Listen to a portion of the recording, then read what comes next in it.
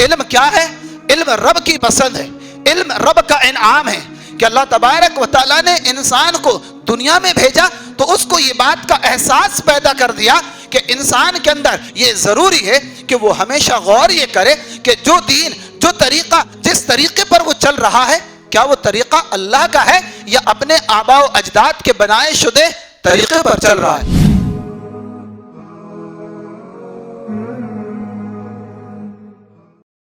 السلام علیکم ورحمۃ اللہ وبرکاتہ۔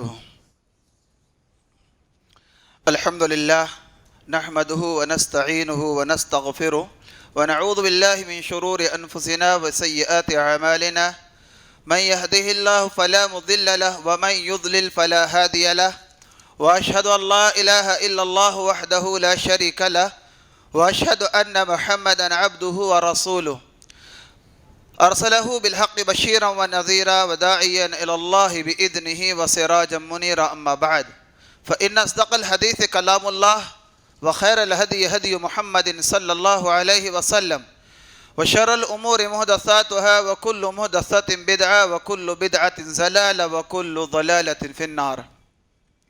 اعوذ بالله السميع العليم من الشيطان الرجيم من همزه ونفسه ونفخه۔ قال الله عز وجل: فإن آمنوا بمثل ما آمنتم به فقد اهتدوا۔ وقال أيضا: قال اهبطا منها جميعا بعضكم لبعض عدو فإما يأتينكم مني هدى فمن اتبع هداي فلا يضل ولا يشقى۔ رب اشرح لي صدري ويسر لي أمري واحلل عقدة من لساني يفقهوا قولي رب زدني علما۔ اللهم انفعني بما علمتني وعلمني ما ينفعني وزدني علما۔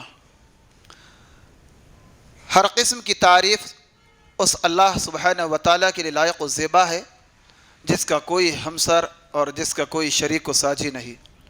بعدہ بے شمار رحمت برکت صلاۃ و سلام نازل ہو انبیاء علیہ الصلاۃ والتسلیم پر، بالخصوص نبی مکرم رسول معظم، نبیوں کے افسر ساقی کوثر جناب محمد الرسول اللہ صلی اللہ علیہ وسلم پر۔ اللہم صلی علی محمد وعلی آل محمد کما صلیت علی ابراہیم وعلی آل ابراہیم انکا حمید مجید۔ اللہم بارک علی محمد وعلی آل محمد کما بارکت علی ابراہیم وعلی آل ابراہیم انکا حمید مجید۔ حاضرین گرامی، آپ کے سامنے اس مجلس میں جس عنوان کی وضاحت کرنی ہے وہ عنوان ہے علم دین کس سے لیا جائے۔ یہ عنوان بالخصوص دور حاضر کے لیے، اس پرفتن دور کے لیے نہایت ضروری ہے۔ اگر یہ کہا جائے کہ اس وقت کے ہر گھر کی ضرورت یہی عنوان ہے۔ دین اور علم دو چیزیں اس عنوان کے اندر ہیں۔ علم کیا ہے اور دین کیا ہے؟ آپ اور ہم اگر غور کریں، اس ترقی یافتہ زمانے میں علم اور علم کے سامان بہت زیادہ ہیں، علم کے وسائل بہت زیادہ عام ہیں۔ پہلے کے دور میں علم کے وسائل نہیں تھے، لیکن لوگوں کے دلوں میں علم کا شوق تھا، علم کا جذبہ تھا۔ تاریخ بغداد اگر ہم اٹھا کر دیکھتے ہیں تو وہ دور ہے، تاریخ بغداد میں ایک جھلک پیش کی گئی۔ علم کی اہمیت اس دور میں کیا تھی اور آج ہماری نظر میں علم کی اہمیت کیا ہے۔ عبداللہ ابن مبارک علیہ رحمہ جب بغداد کی سرزمین پر آتے ہیں، عبداللہ ابن مبارک ایک غلام زادے، ان کے والد مبارک ایک جگہ کے غلام تھے، غلام زادے ہیں، لیکن علم نے ان کو کتنی بلندی دی، کتنا عروج پر اٹھایا۔ اس شہر کے اندر وقت کا سب سے بڑا بادشاہ، اور وہ بادشاہ کے تعلق سے تاریخ گواہ ہے کہ آسمان میں اڑتے ہوئے بادلوں کو دیکھ کر کہتا: امتری ہے سے شیط فإن خراجہ کے سیاتینی، اے بادل، اے آبر کے ٹکڑے، اپنی مرضی سے جہاں چاہے برس جا، تیرا خراج، تیرا ٹیکس میری ہی سلطنت میں شامل ہوگا۔ اتنا بڑا بادشاہ ہے۔ بادشاہ موجود ہے, بادشاہ کے استقبال میں لوگ آتے ہیں, لوگ بڑے بڑے بادشاہوں بڑے بڑے لوگوں کے استقبال میں لائے جاتے ہیں. لیکن عبداللہ ابن مبارک جب بغداد کی سرزمین پر جاتے ہیں, ہارون رشید کی لونڈی پوچھتی ہے, اے بادشاہ سلامت, کیا وجہ ہے؟ لوگ سواریوں میں, لوگ پیدل جا رہے ہیں, جس سے جو بنتا ہے بغداد کی سرزمین, بغداد شہر چھوڑ کر آپ کی مجلس کو چھوڑ کر جا رہے ہیں, کیا وجہ ہے؟ ہارون رشید نے جواب دیا تھا, اے خاتون, آج دنیا کا سب سے بڑا محدث عبداللہ ابن مبارک بغداد کی سرزمین میں تشریف لا رہا ہے. تاریخ گواہ ہے کہ عبداللہ ابن مبارک کی اس مجلس اور عبداللہ ابن مبارک کے ملاقات, عبداللہ ابن مبارک رحمت اللہ علیہ کی بات سننے, ان سے دین سننے سنانے کی غرض سے لوگوں کا ازدحام, لوگوں کا بھیڑ, لوگوں کا رش اتنا زیادہ ہوا کہ لوگوں کو پاؤں رکھنے کی جگہ نہیں, چپل ٹوٹ گئی. یہ واقعہ بتا کر میں بتانا یہ چاہتا ہوں کہ آج جس ٹیکنالوجی کے زمانے میں ہمارا گزر ہے, ہم علم سے ہماری دوستی رشتہ کم ہوتا گیا ہے, اور وہ لوگ ٹیکنالوجی کے زمانے کے باوجود, دور سے ہونے کے باوجود بھی علم سے کس قدر وابستہ تھا, علم سے کتنے ان کے گہرے لگاؤ اور علم سے کتنا گہرا تعلق تھا. وہ کیوں نہ ہوتا؟ علم کیا ہے؟ علم رب کی پسند ہے, علم رب کا انعام ہے. رب نے سورہ مائدہ سورۃ نمبر 5 کی آیت نمبر 3 میں فرمایا, الیوم اکملت لکم دینکم واتممت علیکم نعمتی, آج کے دن میں نے اس نعمت کو, اس دین کو تمہارے لیے مکمل کر دیا. دین اللہ تبارک و تعالیٰ کی پسند ہے, اور پھر دین, وہ دین جو آخری شریعت ہو, وہ شریعت جو آخری شریعت ہو, وہ قانون جو انسانیت کے لیے آخری قانون حیات اور اصول زندگی بن کر آیا ہو, وہ دین کی اہمیت سنجیدگی سے دین کو سمجھنے والوں کی نظر میں یقیناً بہت اونچی ہوتی ہے. اب ہم دیکھیں, اللہ تبارک و تعالیٰ نے انسانیت کو جب دنیا میں بھیجنے کا سلسلہ شروع کیا, سورہ طٰہٰ کے اندر اللہ تبارک و تعالیٰ کے ارشاد, سورہ طٰہٰ کی آیت نمبر 123 میں اللہ نے فرمایا, اے آدم حوا تم جاؤ. تینوں کو, آدم حوا ابلیس کو دنیا میں پہنچایا, اور کیا کہا؟ اذهبا فقلنا اذهبا, تم سب کے قال اهبطا منها جميعا بعضكم لبعض عدو, اتر جاؤ, تم آپس میں ایک دوسرے کے دشمن ہو. اس کے بعد اللہ تعالیٰ نے کیا فرمایا؟ فَإِمَّا يَأْتِيَنَّكُم مِّنِّي هُدًى فَمَنِ اتَّبَعَ هُدَايَ فَلَا يَضِلُّ وَلَا يَشْقَىٰ. یاد رکھو, تمہارے پاس میری ہدایتیں وقتاً فوقتاً آتی رہیں گی, جو بھی ان ہدایتوں پر عمل کرتا رہے گا, ان ہدایتوں کا تتبع اور ان ہدایت کے مطابق, ان آسمانی رہنمائیوں کے مطابق زندگی گزارے گا, فلا یضل, نہ دنیا میں گمراہ ہوگا, ولا یشقى, نہ آخرت میں بدبخت اور جہنم واصل ہوگا. یہ آیت یہ سبق دے رہی ہے, یہ پیغام دے رہی ہے کہ اللہ تبارک و تعالیٰ نے انسان کو دنیا میں بھیجا تو اس کو یہ بات کا احساس پیدا کر دیا کہ انسان کے اندر ایک حساس مند انسان, ایک زندہ جاوید دل کا انسان کو یہ ضروری ہے کہ وہ ہمیشہ غور یہ کرے کہ جو دین, جو طریقہ, جس طریقے پر وہ چل رہا ہے, کیا وہ طریقہ اللہ کا ہے یا اپنے آباء و اجداد کے بنائے شدے طریقے پر چل رہا ہے. یہ فکر, یہ سوچ, یہ جذبہ, یہ خیال, یہ احساس اس آیت کے مطابق ہر انسان کو پیغام دیتا ہے کہ انسان کو غور کرتے رہنا چاہیے, سوچ سمجھ کے زندگی گزارنا چاہیے. اللہ تبارک و تعالیٰ نے دین کے تعلق سے جو اصول بتایا کہ انبیاء علیہ السلام ہر دور میں نہیں رہیں گے, آسمانی کتابیں ہر دور میں نازل نہیں ہوں گی, محمد الرسول اللہ صلی اللہ علیہ وسلم کو رب نے آخری نبی بنا کر مبعوث فرما دیا. اب قیامت تک کوئی نبی نہیں, لیکن محمد الرسول اللہ صلی اللہ علیہ وسلم کے بعد پیغمبر نبی اکرم صلی اللہ علیہ وسلم کا کام, آپ صلی اللہ علیہ وسلم کی دینی ذمہ داری ایک جماعت طے کرے گی, ایک جماعت اس ذمہ داری کو نبھائے گی. وہ جماعت علماء کی جماعت ہے, وہ جماعت پیغمبروں کے وارثین کی جماعت ہے. پیارے نبی صلی اللہ علیہ وسلم کی ترمذی کی صحیح حدیث ہے, پیارے نبی صلی اللہ علیہ وسلم نے فرمایا, العلماء ورثۃ الانبیاء, علماء پیغمبروں کے وارث ہوتے ہیں, نبی کے وارث ہوتے ہیں, اور نبی کی وراثت, نبی کا ترکہ, نبی کی چھوڑی ہوئی چیز مال دولت نہیں, ہیرے جواہرات, سونا چاندی نہیں, علم ہوتا ہے. علماء کو علم میں, علم نبیوں کی وراثت میں, پیغمبر صلی اللہ علیہ وسلم کی وراثت میں ملا ہے. اب ہم کو دیکھنا یہ ہے کہ پیارے نبی صلی اللہ علیہ وسلم کی وراثت میں جو علم ملا ہے, علماء کو جو علم ملا ہے وہ علماء سے ہمارا رشتہ کتنا مضبوط ہے، ان سے ہمارے تعلقات کتنے مضبوط ہیں، کیا ہم دین ان سے لے رہے ہیں؟ دین کی سچی تفسیر، دین کی سچی رہنمائی، دین کی سچی وضاحت اگر دنیا میں کسی کے پاس ہے تو صحیح راسخ علم والوں کے پاس ہے۔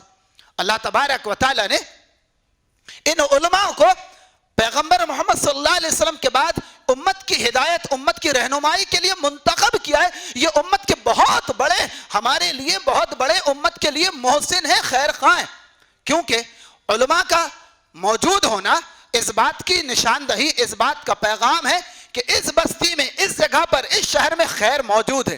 آپ قرآن مجید کا مطالعہ کریں، اللہ تبارک و تعالیٰ کی سنت، اللہ کا طریقہ کیا ہے کہ جب بھی اللہ کسی بستی کو، کسی امت کو، کسی شہر کو، کسی جگہ کو ہلاک کرنا چاہتا، اللہ تبارک و تعالیٰ اس جگہ سے پیغمبر کو ہجرت کرنے کا حکم دیتا یا پیغمبر کو اپنے پاس بلا لیتا۔ نبی کی موجودگی، پیغمبر کی موجودگی لوگوں کو عذاب اور سزا دینے سے رکاوٹ کا ذریعہ ہوا کرتی تھی۔ جب تک کہ پیغمبر موجود ہوتے اس قوم کو تباہ برباد نہیں کیا جاتا۔ یہ نقطہ اس بات کو ہم کو سبق دے رہا ہے کہ اگر علماء دنیا سے جا رہے ہیں، اگر علماء اہل علم دنیا سے ختم ہو رہے ہیں تو سمجھ لیجئے کہ یہ قیامت قریب سے قریب تر ہوتی جا رہی ہے۔ ہم کو قیامت کی قربت اس بات کا سبق دے رہی ہے، علماء کی موت اس بات کا سبق دے رہی ہے کہ اب ہمارے خیر کے ایام کم ہوتے گئے، شر کے ایام میں ہم داخل ہوتے جا رہے ہیں۔ صحیح بخاری کی جو ایک حدیث ہے، صحیح بخاری کی حدیث نمبر 100 ہے، 100 ہے، اللہ کے نبی صلی اللہ علیہ وسلم نے علم کا ذکر فرمایا۔ آپ نے فرمایا لوگوں قیامت کے قریب علم اٹھا لیا جائے گا، یہ دین اٹھ جائے گا، دین کا علم اٹھا دیا جائے گا، یہ قرآن اٹھا لیا جائے گا، لیکن ایسے نہیں کہ پوری کی پوری بک کی شکل میں آسمان میں چلی جائے، بلکہ کیفیت پیارے نبی نے فرمایا ان اللہ ينتزع العلم بقبض العلماء، علم اٹھا لیا جائے گا۔ مقصد یہ کہ علم یوں نہیں بلکہ علماء علم کے جو حامل ہے، علم پیارے نبی کی وراثت میں جن کو ملا ہے، جو انبیاء کے وارث ہیں، ان کی موت دراصل یہی امت کے لیے سب سے بڑا گھاٹا، یہی سب سے بڑا خسارہ ہے۔ اسی وجہ سے ہلال ابن خباب نے عبداللہ بن عباس رضی اللہ عنہ کے شاگرد سعید ابن جبیر سے پوچھا کہ یہ بتائیے استاذ محترم کہ ہم کس حالت کو، کس دور کو سمجھیں کہ ہماری تباہی کا وقت شروع ہو چکا ہے؟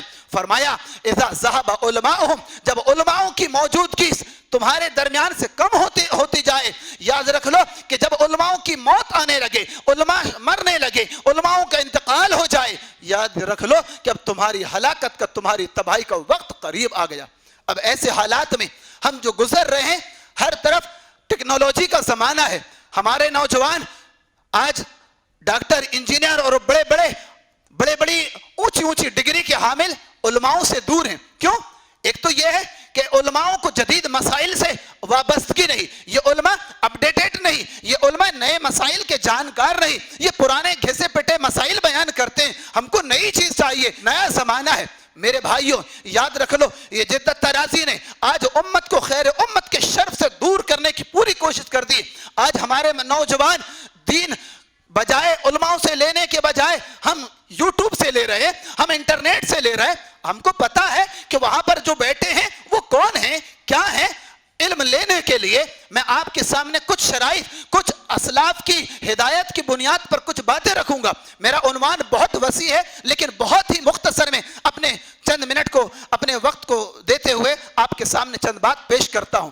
یاد رکھ لیں، صرف وہ شخص جو ہم کو بڑے لچھے دار تقریر کرتا ہوا نظر آئے، دلائل کا انبار ہمارے سامنے لگاتا ہوا نظر آئے، اس کی بات میں ٹیکنالوجی کی بات ہو، ترقی کے زمانے کی بات ہو، اس کی زبان میں فصاحت ہو، اس کی زبان کے اندر بڑی بلاغت ہو، وہ زبان کا بڑا ماہر ہو، اس کی زبان کے اندر بڑی چاشنی، بڑی لذت نظر آئے، اس کے دلائل ہمارے دل کو چھونے والے نظر آئے، ہم کیا کرتے ہیں؟ فوراً اس کو اپنے لیے پرٹیکولر کر کے اس کے فین بن جاتے ہیں، اندھے معتقد بن جاتے ہیں۔ کہاں پلا، کہاں بڑا، کس کا ہے، کون ہے، اس کی تعلیم کا کیا ہے، اس کی نشو نما کیا ہے، اس کے پیچھے اس کے اہداف، اس کے مقاصد کیا ہے، اس پر کوئی ہمارے نوجوانوں کی نظر نہیں ہوتی۔ ہمارے سامنے ایک وہ خوشنما باغ، اس کے الفاظ کا باغ نظر آتا ہے۔ کیا تقریر ہے، کیا الفاظ ہے، کیا انداز بیان ہے، کیا دلائل ہے۔ یاد رکھ لیں میں آپ کے سامنے ہر شخص، ہر نوجوان بلغوا انی ولو آیا فلیبلغ الشاہد الغائبہ کے تحت کہ جو یہاں موجود ہیں اپنے تمام ان لوگوں تک یہ پیغام پہنچائیں کہ رسول اللہ صلی اللہ علیہ وسلم اور رسول اللہ صلی اللہ علیہ وسلم کے نقش قدم پر چلنے والے لوگوں نے دین کس سے لیا جائے، دین کیا ہے اور دین ہم کو کس سے لینا چاہیے، دین کی بات کس چیز کو سمجھنا چاہیے، کیا کسی ایک عالم کی کتاب کو پکڑ لینا یہی دین ہے؟ یاد رکھ لیں دین صرف قرآن و سنت ہے، قرآن اور سنت صرف اور صرف یہی دین ہے۔ لیکن آج کے نوجوانوں کی طرح اگر انسانوں نے اٹھا لیا، آج ہمارے نوجوان نے ایک ہاتھ میں قرآن ایک ہاتھ میں حدیث اور یہ سمجھ لیا کہ یہی دین ہے، میں اپنی منشا کے مطابق اپنی مرضی کے مطابق جیسے اس کو ایکسپیریمنٹ کرنا چاہتا ہوں، جیسے اس کو سمجھنا چاہتا ہوں سمجھ لو، کیا یہی فہم ہے، یہی چیز قابل قبول ہے؟ یاد رکھ لیں سب سے پہلی چیز جس سے آپ دین لے رہے ہیں اس انسان کے اندر پہلی ضرورت یہ ہے، پہلا اصول، پہلی شرط یہ کہ آپ جس سے دین لیں وہ سنت رسول صلی اللہ علیہ وسلم کا پابند ہو، وہ سنت کا پابند ہو۔ اور یہ بات میں اپنی طرف سے نہیں، اپنی مرضی سے نہیں، مشہور محدث سفیان ثوری رحمت اللہ علیہ، دوسرے محدث امام ابن زعیب رحمت اللہ علیہ، شوذب رحمت اللہ علیہ، امام ابن شوذب رحمت اللہ علیہ کہا کرتے تھے اگر کسی بچے کو، کسی اسٹوڈنٹ کو، کسی نوجوان کو اس نے علم حاصل کرنے کا شوق اپنے دل میں بٹھایا، علم حاصل کرنے کے لیے پہلا سفر شروع کیا اور اس کو اگر سنت کا پیروکار استاد مل جائے تو اس کے لیے سب سے بڑی خوش قسمتی ہے، سنت کا پیروکار ہو، سنت کا پیروکار ہو۔ اب اس بات کو اب جتنا آپ آگے لے کے چلے جائیں یہ اصولی بات بتا رہا ہوں وقت کی قلت کی بنیاد پر۔ دوسری چیز، آج ایک شوشہ یہ چلتا ہے دین عقل کی کسوٹی پر جو بیٹھ جائے ہم اس کو ایکسپٹ کریں گے، اس کو قبول کریں گے، جو حدیثیں، جو آیات، جو واقعات ہماری عقل کی پرت سے، عقل کی پہنچ سے دور ہے اس کو یا تو انکار کر دیں گے یا ان احادیث اور آیت پر اس وقت تک عمل ہمارا ڈیلے رہے گا، عمل کو ہم تاخیر کریں گے، عمل نہیں کریں گے جب تک کہ وہ آیت اور وہ حدیث ہماری ناقص عقل کی کسوٹی پر فٹ نہ بیٹھ جائے۔ کیا یہ شرط دین کو سمجھنے کے لیے ہے؟ ہم نے تو اگر ہماری عقل پر کوئی بات فٹ بیٹھ رہی ہے، ہم نے شریعت کو نہیں مانا، ہم نے قرآن کو نہیں مانا، ہم نے رسول اللہ کی سنت کو نہیں مانا، ہم نے اپنی عقل کو مانا، اپنے عقل پر ایمان لایا۔ یاد رکھ لو عقل دین سمجھنے کے لیے ضروری ہے، عقل اللہ کی بہت بڑی نعمت ہے، اللہ کا بہت بڑا انعام ہے، عقل والوں ہی سے شریعت کا خطاب ہے۔ بے عقل، عقل سے دور انسان جو پاگل دیوانہ ہے وہ شریعت کا مکلف نہیں ہے، لیکن شریعت ہم کو یہ ہدایت کرتی ہے، یہ رہنمائی کرتی ہے کہ ہم عقل کو استعمال کریں قرآن کو سمجھنے کے لیے، ہم عقل کو استعمال کریں حدیث کو سمجھنے کے لیے، ہم عقل کو استعمال کریں صحابہ کے آثار کو، صحابہ کی باتوں کو سمجھنے کے لیے۔ ایسا نہ ہو کہ جو بات ہماری عقل پر بیٹھے ہم اس کو قبول کریں، جو نہ بیٹھے اس کو ہم رد کر دیں۔ یاد رکھ لیں اگر ہم اس انداز کو، اس اصول کو بنا لیے کہ جو بات عقل کی کسوٹی پر بیٹھے گی اس کو ایکسپٹ کریں گے، ہم اللہ کے بندے بننے کے بجائے ہم عقل کے پجاری، عقل کے پرستار بن کے رہ جائیں گے۔ یاد رکھ لیں شریعت کے اصول، قرآن اور دین کی باتیں، ہر بات کو ہمارا دماغ، ہماری ناقص عقل سمجھ لے یہ ممکن نہیں ہے۔ جہاں ہمارے عقل اور دماغ میں کوئی بات فٹ نہیں بیٹھے ہم اس کو چھوڑ دیں کہ ہو سکتا ہے میری کم عقلی، میری ناقص عقلی اس شریعت کے اصول کو سمجھنے سے قاصر ہے، لیکن ہو سکتا ہے اللہ تبارک و تعالیٰ کا حکم ہے تو اس میں خیر ہوگا۔ علی رضی اللہ عنہ کا واقعہ، علی رضی اللہ عنہ کہا کرتے تھے لو کانت دین بالرائے، اگر دین عقل کی بنیاد پر ہوتا، عقل کی بنیاد پر ہوتا تو کیا ہوتا؟ موزوں پر مسا اوپر کے بجائے نیچے کا ہوتا، اس لیے کہ آدمی چلتا ہے گندہ نیچے کا ہوتا ہے، لیکن شریعت کہتی ہے کہ پنجے کے اوپر کے حصے کا مسا کیا جائے۔ اسی وجہ سے باتیں بہت زیادہ ہیں اس بات پر بھی، اس پوائنٹ پر بھی، لیکن عمر رضی اللہ عنہ کا قول، عمر رضی اللہ عنہ وہ صحابی ہیں پیارے نبی نے جن کے بارے میں فرمایا اور یہ پیارے نبی ناطق وحی نطق رسالت سے زبان مبارک کو کھولتے. انہوں نے فرمایا لو کان بعدی نبی لکان عمر, اگر نبوت اور رسالت کا آخری تاج محمد الرسول اللہ کے سر پر نہ ہوتا, آپ پر نبوت اور رسالت کا آخری تاج نہ پہنایا جاتا, تو اللہ کے نبی کے بعد عمر نبی ہوتے. اللہ کے نبی صلی اللہ علیہ وسلم کے اتنے جلیل القدر صحابی, صلح حدیبیہ کا واقعہ, میں واقعہ بتانا نہیں لیکن اشارہ کرنا چاہتا ہوں کہ اللہ کے نبی صلی اللہ علیہ وسلم کے سامنے جب سہیل آیا, اور سہیل ابھی کافر تھا, سہیل نے جب شرط رکھا, سہیل کے بیٹے ابو جندل مسلمان ہوئے, اس وقت عمر رضی اللہ عنہ کا واقعہ آپ سیرت کے کتابوں پڑھ لیں. عمر رضی اللہ عنہ نے اللہ کے نبی صلی اللہ علیہ وسلم سے کس قدر تکرار کی, کس قدر آپ صلی اللہ علیہ وسلم سے گفتگو کی, کیونکہ رسول اللہ صلی اللہ علیہ وسلم ناطق وحی تھے, پیارے نبی اللہ کے حکم سے کوئی فیصلہ لے رہے, لیکن عمر رضی اللہ عنہ کا اتنا بڑا دماغ ہونے کے باوجود بھی, اتنی بڑی اونچی شخصیت ہونے کے باوجود بھی, اللہ کے حکمت, اللہ کے حکم کی مصلحت کو عمر کا دماغ سمجھ نہیں رہا ہے. یہ پیغام عمر رضی اللہ عنہ نے دیا کہ اتہموا الرأی فی الدین, لوگوں جب بھی تمہاری دماغ, تمہاری عقل, تمہاری رائے شریعت سے اپوزٹ ہو, اپنی عقل کو, اپنی رائے کو ٹھکرا دینا اور شریعت کے تم مکلف بن جانا. تیسری چیز کہ جس انسان سے آپ دین لینا چاہتے ہیں اس کا تعلق, اس کا رشتہ بدعتی سے نہ ہو. بدعت بہت بڑا فتنہ ہے. بدعتی استاد, بدعتی رہنما, یہ بہت بڑا فتنہ ہے. اگر الفاظ سخت نہ ہو, اسلاف میں تھے بہت سارے یہ کہا کرتے تھے کہ ہم اگر چوری کر لیں یا ہمارا بچہ چور بن جائے, لٹیرا بن جائے, ہم کو پسند ہے, لیکن ہمارا بچہ کسی بدعتی کے ساتھ رہنا سہنا اختیار کر لے, اس سے دوستی کرے, یہ ہم کو گوارا نہیں. بدعت اتنا بڑا جرم, اللہ اکبر, بدعتی کے ساتھ رہ لے یہ گوارا نہیں, چور کے ساتھ رہ لے, لٹیرے کے ساتھ رہ لے, چور اس کو وقتی طور کی برائی پر آمادہ کرے گا, لیکن بدعتی زندگی بھر کی اعمال کو, نیکیوں کو تباہ کر دے گا. اس کے دین سے اس کو ہاتھ دھونا پڑے گا. تو انسان بدعت سے اور بدعتیوں سے دور رہے. بدعتی استاد نہ ہو جس سے آپ دین لے رہے ہیں, جو عالم آپ کو دین دے رہا ہے, سکھا رہا ہے, یا آپ انٹرنیٹ کے زمانے میں جو وہاں بیٹھے ہیں ان کے بارے میں غور کر لیں, کیا بدعتی تو نہیں.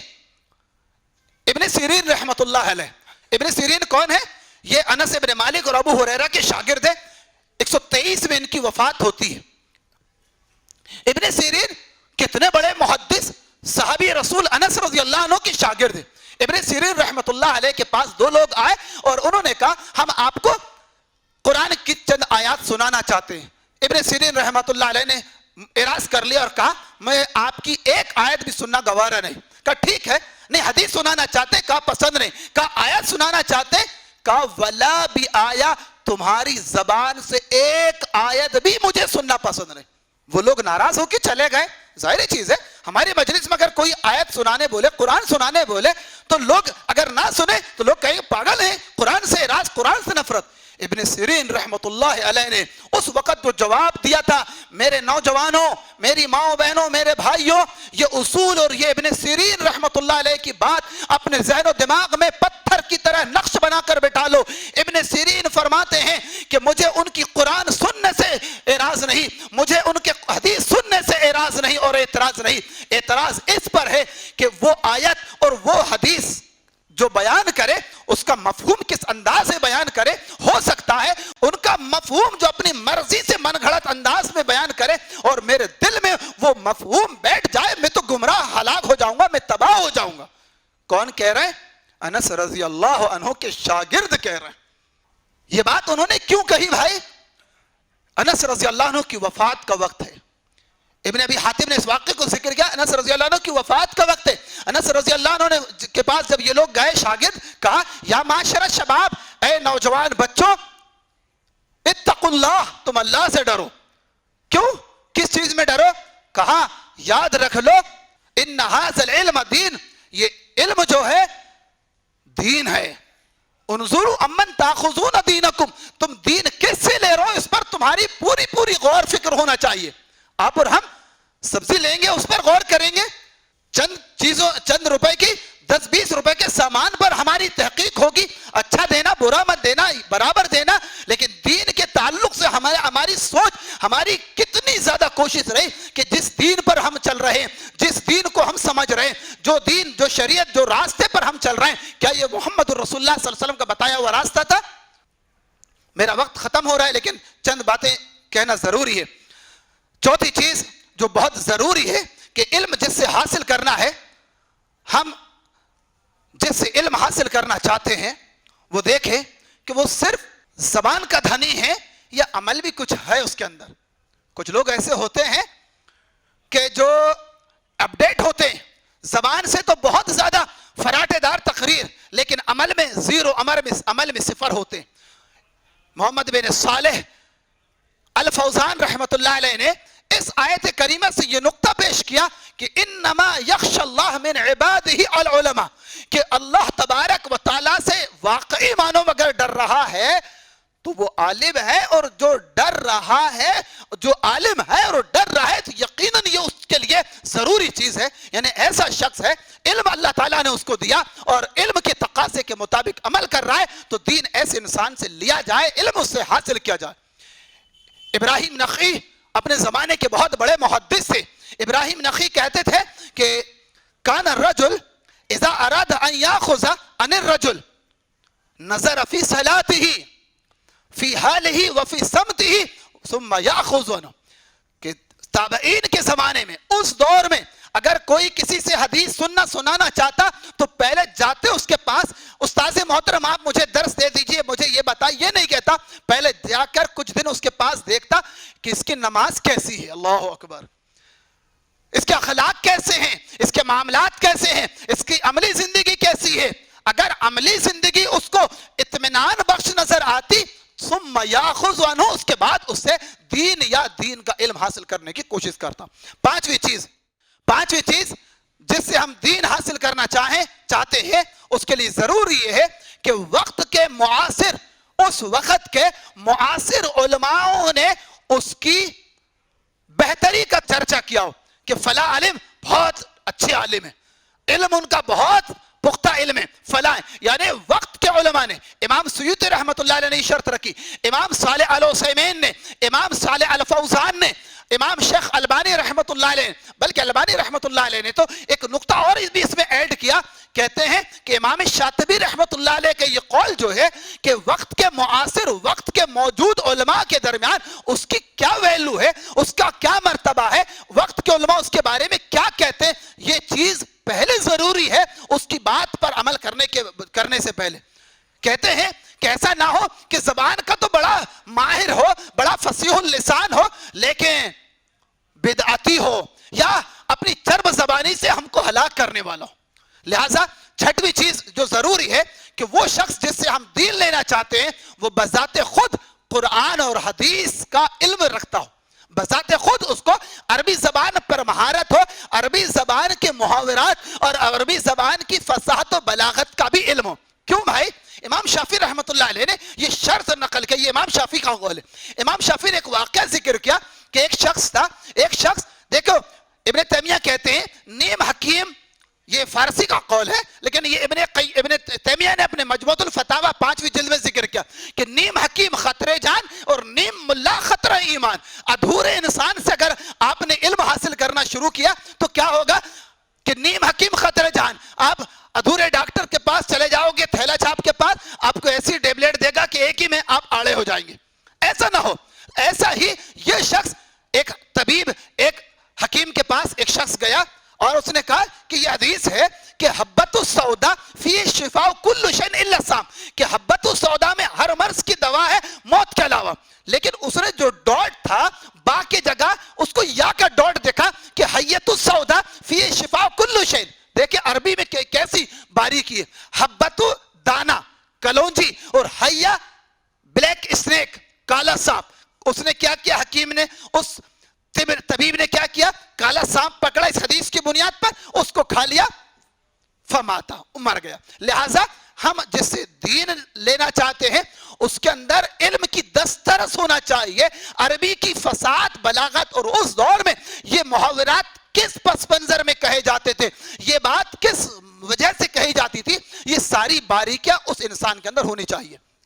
ساتویں چیز جو ہے کہ وہ شخص جس سے ہم دین لینا چاہتے ہیں وہ خالص صحابہ کے فہم کے مطابق، صحابہ سلف صالحین کے فہم کے مطابق اپنے ہر مسائل کو سمجھنے اور سمجھانے پر اس کا اہتمام ہو، صحابہ کے فہم پر، اپنی منشا کے مطابق، اپنی مرضی کے مطابق نہیں۔ کیوں بھائی؟ اگر آپ دیکھیں قرآن مجید 10 مسائل ایسے ہیں کہ قرآن نازل ہوا اور قرآن اس دور میں نازل ہوا، عرب سب سے فصیح اللسان تھے، سب سے زیادہ عربی کی باریکی جانتے تھے، لیکن وہ لوگ قرآن مجید کی آیات کو سمجھنے میں جہاں غلطی کرتے رسول اللہ ان کو سمجھایا کرتے تھے صلی اللہ علیہ وسلم۔ رسول اللہ سمجھاتے تھے۔ یہ آیت نازل ہوئی کہ والذین آمنوا ولم يلبسوا ایمانهم بظلم اولئک لهم الامن وهم مہتدون، سورہ انعام کی آیت نمبر 83۔ صحابہ کہنے لگے اللہ کے نبی کون ہے جو ہم پر ہم میں سے کون ہے جو آپس میں ظلم نہیں کرتا؟ ہر شخص ظلم کرتا ہے۔ اللہ تبارک و تعالیٰ کے پیارے نبی محمد الرسول اللہ نے فرمایا اس آیت میں ظلم سے مراد آپ سے ظلم نہیں، ظلم سے مراد لقمان علیہ السلام نے، یا لقمان نے جو کہا تھا اپنے بیٹے کو لا تشرک باللہ ان الشرک لظلم عظیم، یہ ظلم ہے۔ نبی نے جہاں ان کا فہم غلط ہوتا، نبی اکرم صلی اللہ علیہ وسلم ان کے استاد تھے، اپنے صحابہ کی فہم کی درست کی کرتے تھے، ان کو ٹھیک کیا کرتے تھے۔ لہٰذا اسی وجہ سے صحابہ کا فہم، صحابہ کا منہج، صحابہ کا طریقہ پوری انسانیت کے لیے اتنا ضروری ہے کہ ایک واقعہ میں آپ کو بتاتا ہوں کہ آج ہمارے نوجوان علماء سے دور ہیں۔ بہت سارے لوگ جو یوٹیوب میں، انٹرنیٹ میں جو علماء کے نام پر جو دین کے ٹھیکیدار بیٹھے ہیں، جو نئی چیز لا کر امت کے سامنے پیش کر رہے ہیں، ان کو بہت بڑا معتبر عالم مانتے ہیں۔ یاد رکھ لو، خوارج کی بھی یہی سوچ تھی، خوارج کا بھی طریقہ یہی تھا۔ خوارج نے کیا کیا؟ خوارج نے علی رضی اللہ عنہ کو کافر قرار دیا۔ کیوں؟ کہ انہوں نے قرآنی آیات کا مفہوم اپنی طرف سے ثابت کیا کہ قرآن تو کہتا ہے کہ حکم صرف اللہ کے لیے، علی رضی اللہ عنہ کافر قرار دیا۔ علی رضی اللہ عنہ کے حکم پر عبداللہ ابن عباس رضی اللہ عنہ مفسر قرآن ان سے گفتگو کرنے جاتے، 6000 خوارج علی رضی اللہ عنہ سے جنگ کرنے کے لیے تیار ہے۔ عبداللہ ابن عباس نے لمبی چوڑی تقریر کی، آپ حدیث کی کتابوں میں دیکھ سکتے ہیں، لیکن ایک جو ضروری بات میرے اس خطاب سے تعلق رکھنے والی تھی، عبداللہ ابن عباس نے اس خوارج کی جماعت سے کہا تھا کہ اے لوگو، میں مہاجر و انصار کے پاس سے آیا ہوں۔ مہاجر و انصار نے قرآن کے نزول کو دیکھا ہے، پیارے نبی صلی اللہ علیہ وسلم سے اسلام کے مبادی اور اسلام کی بنیادوں کو سمجھا ہے۔ کیا وجہ ہے کہ ایک طرف سارے انصار و مہاجر کی جماعت تم سے الگ ہے، تم سب الگ کے الگ ہو۔ اگر تمہاری فہم صحیح ہوتی، تمہارا مقصد صحیح ہوتا، تمہاری نیت اور تم اپنے مقصد میں صحیح ہوتے تو تمہارے ساتھ صحابہ میں سے کوئی تو ہوتا، ایک بھی صحابی موجود نہیں۔ تاریخ کا آپ مطالعہ کریں، عبداللہ بن عباس کی وہ مجلس ختم ہونے کے بعد 2000 خوارج نے توبہ کی اور علی رضی اللہ عنہ سے جا ملے۔ 2000 خوارج اسی مجلس کے اختتام کے بعد علی رضی اللہ عنہ کی سے جا ملے، اپنے اس حرکت پر ان کو ندامت ہوئی، شرمندگی، توبہ کر لی۔ پتہ یہ چلا کہ صحابہ کا فہم، صحابہ کا طریقہ، صحابہ کا منہج، صحابہ کی فہم یہ بنیاد اور کسوٹی ہے۔ اسی وجہ سے امام شافعی رحمۃ اللہ علیہ اپنے زمانے میں لوگوں کو کہا کرتے تھے آمنت باللہ، اے لوگوں یاد رکھ لو میں اللہ پر ایمان لایا، وبما جاءنی اللہ، اور ہر اس چیز پر ایمان لایا جو اللہ نے نازل فرمایا۔ اللہ مراد اللہ اس انداز پر جیسے اللہ کی منشا، اللہ کی چاہت، وہ آمنت برسول اللہ، میں رسول اللہ پر بھی ایمان لایا۔ اللہ وبما جاءنی رسول اللہ، رسول اللہ نے جو بات بتایا اس پر بھی میں نے ایمان لایا۔ اللہ مراد رسول اللہ، کیسے ایمان لایا؟ کیسے اس حدیث کو سمجھنا شروع کیا؟ جیسے رسول اللہ صلی اللہ علیہ وسلم کی سمجھانے کی منشا۔ میرا ناقص علم، میری ناقص فہم اپنی جگہ پر خطا ہو سکتی ہے، لیکن صحابہ کا فہم، نبی کا فہم، نبی کی سمجھ، پیارے نبی صلی اللہ علیہ وسلم کو سمجھانے کے لیے اللہ نے جبریل امین کا انتظام کیا تھا۔ باتیں صرف 2 رہ گئی ہیں، میرا وقت ختم ہو چکا ہے، لیکن صرف ایک بات بتا کر اپنی بات کو ختم کرتا ہوں۔ ایک ضروری جو چیز ہے کہ آپ جس سے دین لے رہے ہیں، جو عالم، جو اسکالر آپ کو دین کی باتیں بتا رہا ہے، وہ نئے مسائل جو چھوڑ رہا ہے، آپ اس کی نئے مسائل سے بالکل متاثر مت ہو۔ غور یہ کریں کہ وہ نئے مسائل بتانے کے پیچھے اس کا مقصد کیا ہے۔ یہ مقصد یہ ضروری ہے کہ اسلاف امت میں یہ چیز کو کسی نے نہیں اٹھایا، یہ مسئلہ کسی نے نہیں اٹھایا، یہ باتیں کسی نے نہیں، یہ شخص جو کہہ رہا ہے اس کے پیچھے اس کا مقصد کیا ہے۔ کیوں؟ دیکھو حالات کے حساب سے بڑا ضروری ہوتا ہے. اللہ کے نبی صلی اللہ علیہ وسلم تبوک کی تیاری کر رہے ہیں.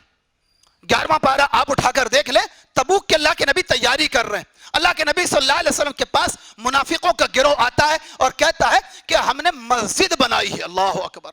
مسجد, اللہ کے نبی نے فرمایا کہ جس نے اللہ کی عبادت کے لیے گھر بنایا اللہ جنت میں محل تعمیر کر کے دے گا.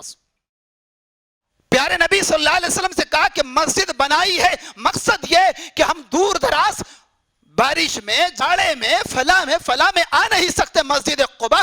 آپ سے التماس ہے کہ آپ اپنے مبارک ہاتھوں سے اس مسجد کا افتتاح کر لیں. آپ کی مبارک قدم ہماری مسجد میں رکھ دیے جائیں تو ہماری مسجد کا افتتاح ہو جائے گا. پیارے نبی صلی اللہ علیہ وسلم نے ان سے فرمایا کہ ہم ابھی تبوک کے لیے تیاری کر رہے ہیں, جا رہے ہیں, ہم واپسی میں اب اس مسجد میں نماز ادا کریں گے. آپ کو یقین ہونا چاہیے کہ جب اللہ کے نبی صلی اللہ علیہ وسلم تبوک سے واپسی پر تھے کہ پیارے نبی صلی اللہ علیہ وسلم پر اللہ تعالیٰ نے سورہ توبہ کی آیت نمبر 108, 107 اور 108 کا نزول فرمایا کہ اے نبی آپ اس مسجد میں کھڑے نہیں ہوئیے جس مسجد کا مقصد مسلمانوں کے درمیان انتشار کرنا, آپس میں لڑانا ہے, آپس میں ٹکرانا ہے. اس مسجد میں اللہ کی عبادت کرنے کرانے کا مقصد نہیں ہے.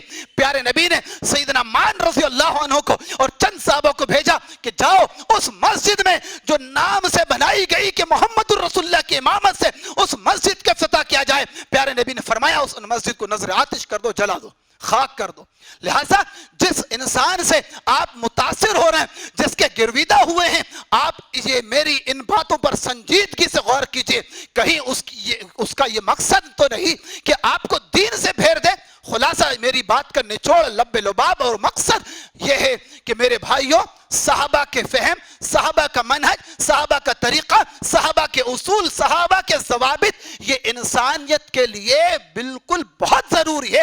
اس سے ہٹ جائیں گے ہم گمراہ ہو جائیں گے. اور پھر یہی ہوگا کہ پیارے نبی صلی اللہ علیہ وسلم نے فرمایا تھا کہ قیامت کے قریب ایسے زمانہ آئے گا کہ رویبضہ بات کریں گے. ابن ماجہ کی 4042 نمبر کی حدیث ہے, صحابہ نے پوچھا رویبضہ کون ہے؟ پیارے نبی نے فرمایا ایک ذلیل انسان مسلمانوں کے عام مسائل کے بارے میں بات کرے گا. آج ایک شخص کہتا ہے نہ میں وابی, نہ میں بابی, میں ہوں مسلم علم کتابی, میں تو صرف کتابوں کا ماننے والا, میں کسی عالم کا نہیں, کسی مسلک کا نہیں, میں کسی جماعت کا نہیں. اور آج ہمارے جوانوں کی بڑی تعداد اس کی گرویدہ بنی ہے. کیا آپ نے اس کی بات کو سمجھنے کی کوشش کی کہ اس کی بات کہاں تک صحیح ہے؟ امام شافعی رحمت اللہ علیہ کہتے تھے من تفقہ من بطون الکتب زی الاحکام. اگر کسی نے کہا کہ میرے استاد, میرے اساتذہ سب کچھ صرف اور صرف کتابیں ہیں تو یقیناً وہ بہت زیادہ مسائل میں خطا کر دے گا. بعض اسلاف کہا کرتے تھے من کانا شیخہ کتابہ کانا خطہ اکثر من ثوابہ. اگر کسی نے اپنا استاد, اپنا سب کچھ کتابوں کو بنا لیا, علم دوست بن گیا, کتابوں کا دوست, کتابوں کو استاد بنا لیا, تو اس کی غلطیاں اس کی درستگی سے بڑھ جائیں گی. آج وہ شخص کہتا ہے کہ کوئی میرے وہ پاس وہ نہیں. اسی وجہ سے بخاری شریف کے بہت بڑے راوی سیدنا عبداللہ ابن عون رضی اللہ رحمت اللہ علیہ کہا کرتے تھے لوگوں یاد رکھ لو کہ ہر وہ شخص جو تم کو دین کی بات بتانے کی کوشش کرے, جب تک کہ اس کے بارے میں تم کو یقین نہ ہو جائے معاصرین کی زبان سے کہ اس نے فلاں مدرسے میں فلاں معتبر عالم سے تعلیم حاصل کیا ہے, تربیت حاصل کیا ہے, تب تک کہ آپ اس سے دین ہرگز نہ سیکھنا. اللہ تعالیٰ سے میں دعا کرتا ہوں کہ اللہ تبارک و تعالیٰ ہم تمام کو کہنے سننے زیادہ نیک عمل کی توفیق عطا فرما. ہمارے نوجوانوں کو فہم سلف کو, صحابہ کے سمجھ کو, صحابہ کے فہم کو اپنے لیے بنیاد بنا کر دنیا اور آخرت کامیاب ترین زندگی بنانے کی توفیق عطا فرما. میں نے علماءوں کا, میرے بھائیوں کو وقت زیادہ لیا, معذرت چاہتا ہوں. اللہ تعالیٰ ہم تمام کو نیکیوں کی توفیق عطا فرمائے. وآخر دعوانا الحمدللہ رب العالمین. It's Al Fajr Educational Foundation presentations.